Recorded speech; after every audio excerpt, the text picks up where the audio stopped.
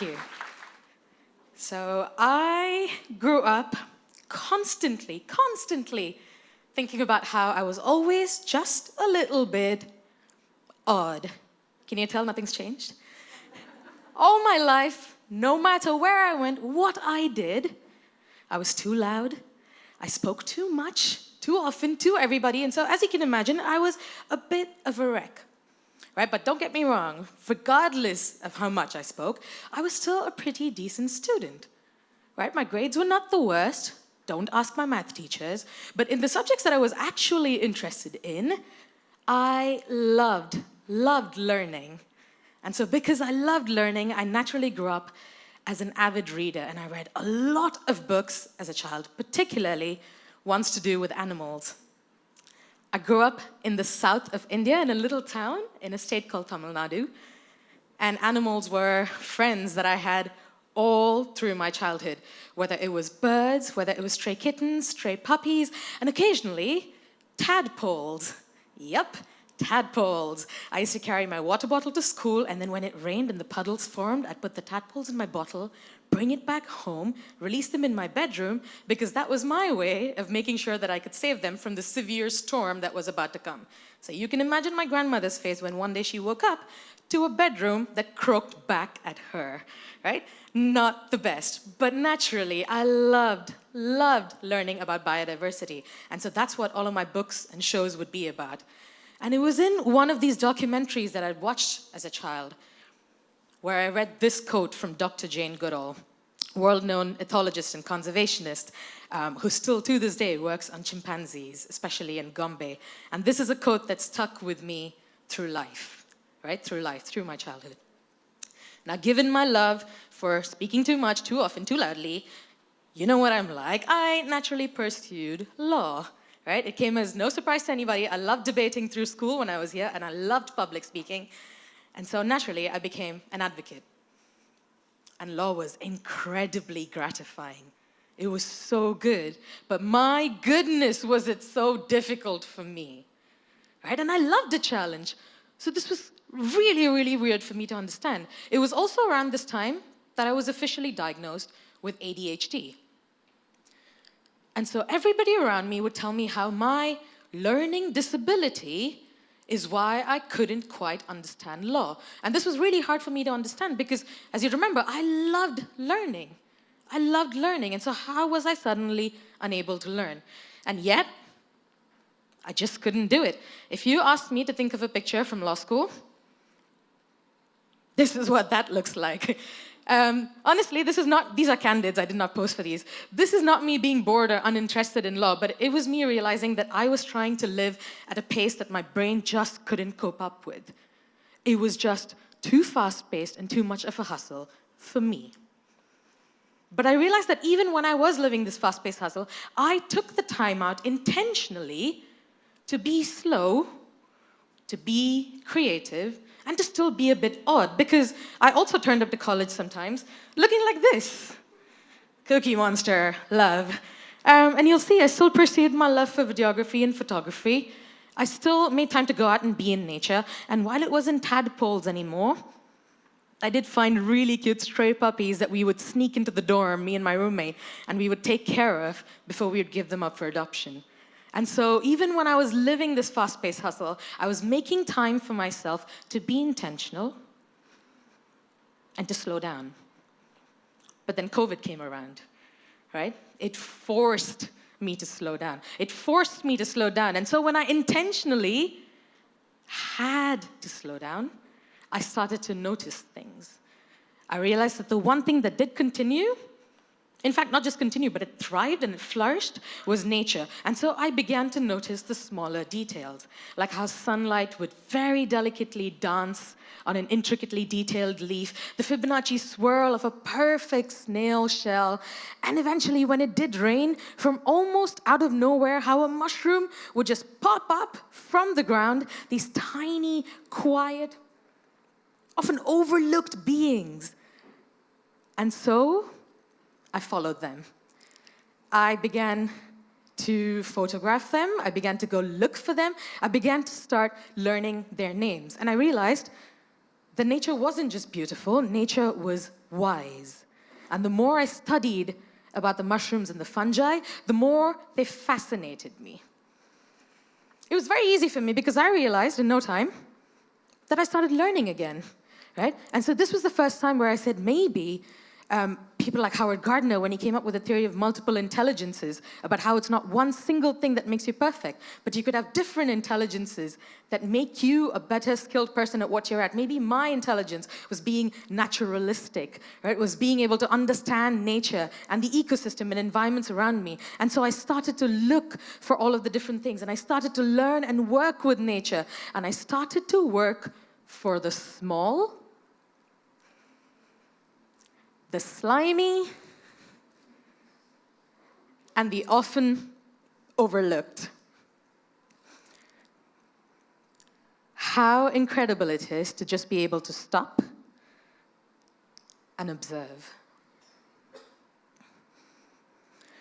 I naturally began to become obsessed with fungi. Honestly, who wouldn't be? Look at these weird and funky fruiting bodies, right? It was like me in school, just a bit out of place, but really, really important. I started to learn about how they recycle the forest, right? About how everything below the soil is only thriving because of these guys, how they connect trees to vast underground mycelial networks that they use to pass messages and to share resources between each other. I was genuinely such a fan. And I started to realize, before no time at all, that fungi taught me that being a bit odd and being a bit invisible, even if for a bit of time, doesn't mean you are unimportant. And so, when COVID forced me to slow down, I still got my law degrees. I started to do it 5 years after, and I said, this is what I need to do now. And so I got a master's as a wildlife conservationist, and I specialize in mycology, which is the study of fungi. And it took me no time at all to find my people and find my tribe. This is us looking at a wood ear mushroom that we found in Wayanad.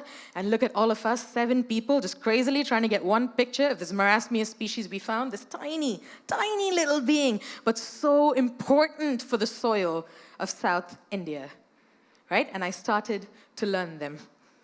Today, I work at Expo City Dubai, I work at Terra, and if you've been there before, you'd recognize that wonderful eatery that we have in the background.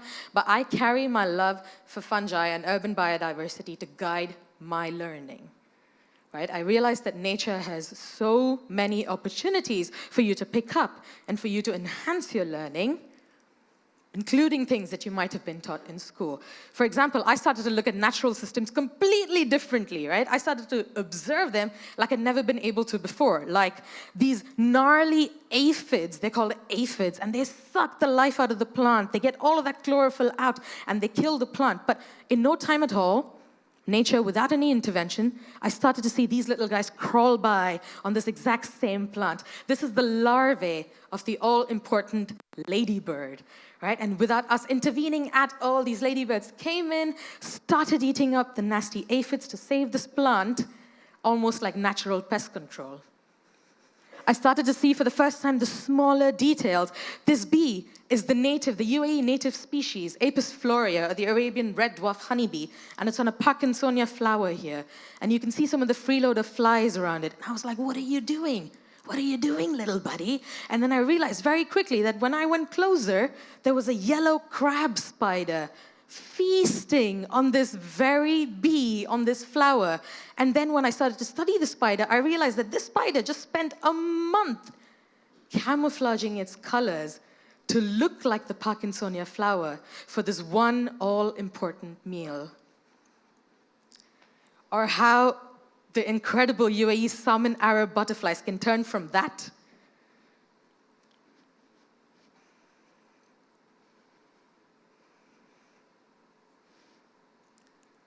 to that. How incredible is it to just be able to stop and wonder? When I'm not in the city, I call the desert my home. I love being out there. I love looking for owls. That's what I'm doing right there. But I also really love looking for foxes. I'm never in the best positions, but that's how you find all the animals. And so I'm always out there trying to find and understand what the ecosystems look like and how the different ecologies and the ecotypes are playing out. But my favorite time to go out to the desert is actually at night. If you've never been to the desert at night, you would have never seen this type of wildlife. But if you've been, you'd know that the desert is a haven. It is teeming with incredible wildlife, ones that are UV fluorescent. These are all in Dubai, right? You've got incredible UV fluorescent sand geckos. You've got the incredible alligator scorpions like the one behind me. And there's all weird little creature, one of my favorites. We call them the camel spiders. Not a camel, not a sky spider, not a scorpion, but incredible, incredible. And is UV fluorescent and lives out in the desert. I live life really slowly now. I observe the cycles of life as they happen.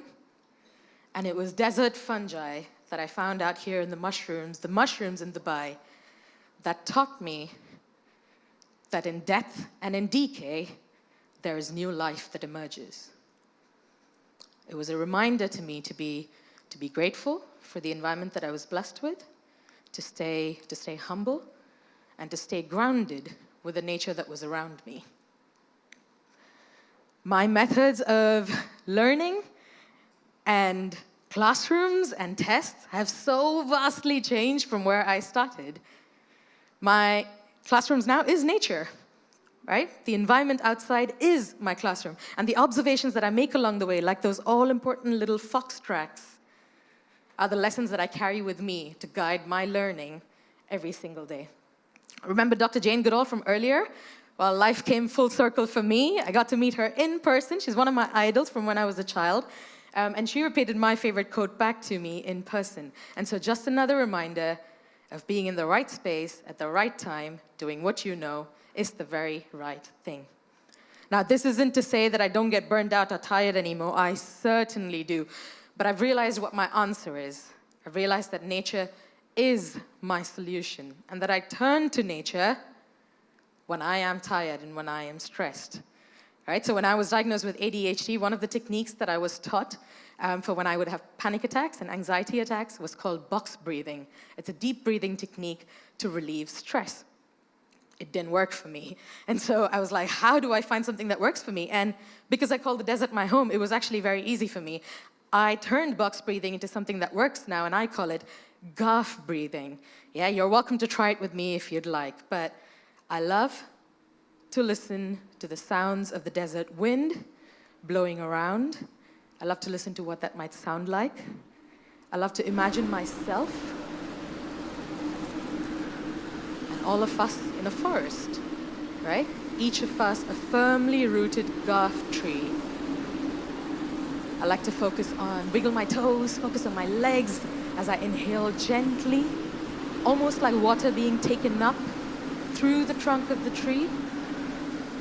I like to let it soak into my body, just like the sunlight soaks into the leaves of the very tree. I like to focus on my torso and my chest, and then think of my face and the top of my head and what that feels like as I exhale back out gently, just like this garf tree, releasing oxygen back into the air. I like to stay still and rest, exactly like the garf tree would, with its firmly rooted garf trunk. I am a firmly rooted garf tree. I am resilient and I am strong. And this is what keeps me going. Because just like this process allows the trees to photosynthesize and produce that much needed energy and sugar, it gives me the energy to continue serving my purpose. And so now when I think about myself back in law school, I realized that I wasn't the best at being composed and that I might have felt a bit lost. But I realized that whole time that healing and growing was right beneath my feet. And so if you leave here today with one message from any of those images that you saw, it is that I urge you to go play with nature, right? It is so easy for us to think of the word play as something a child would do. We are human beings. We were once children. We are still growing. And when we play with our environment, when we play with what's around us, when we dip our feet into glacial water that is freezing and numbs your toes, when you climb the rocks to find that one weird species of moss, when you start to scale mountains to go look for that one insect exoskeleton, when you remember that this is all a part of nature, the fungi, the wind patterns, the insects, you start to remember that we are also a part of nature. right? And in that, if we are a part of it, we must care for it, and that we will help. And that is how we shall be saved. And so, whenever your time comes, whenever you do feel ready, much like I did, and much like the mushroom does, you can begin fruiting, find your body and find your space, even when in the complete dark. Thank you.